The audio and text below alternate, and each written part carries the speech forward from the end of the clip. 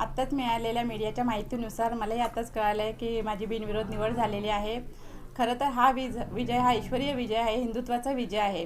आणि आमचे महाराष्ट्र प्रदेश अध्यक्ष रवींद्रदादा चव्हाण, तसेच आमचे जिल्हाध्यक्ष नंदूजी परब आणि आमचे निवडणूक प्रभारी निवडणूक प्रमुख नानाजी सूर्यवंशी यांच्या आणि महायुतीचा हा विजय आहे.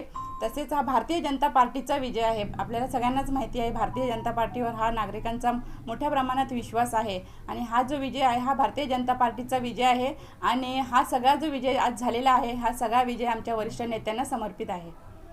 मागच्या 2015च्या निवडणुकीमध्ये मला मतदारांनी खूप मोठा मला सहभाग त्याच्यामध्ये होता.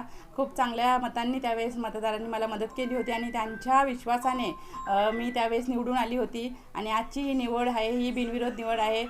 पण माझा एकच अजेंडा असेल की ज्या नागरिकांच्या मूलभूत गरजा आहेत त्या प्रथम सोडवण्याचा मी पूर्ण प्रयत्न करेन. आणि माझी स्वतःची अशी एक इच्छा आहे की आपल्या कल्याण डोंबिवली महानगरपालिकेतले जे हॉस्पिटल आहेत जसे शास्त्रीनगर असो किंवा रुक्मिणीबाई हॉस्पिटल असो, त्या हॉस्पिटल कसे अद्ययावत होतील आणि महिलांच्या समस्या कशा त्याच्यातून सुटतील. आपल्या नागरिकांना जे बाहेर जावं लागतं ही खूप खंत आहे माझ्या मनामध्ये तरी.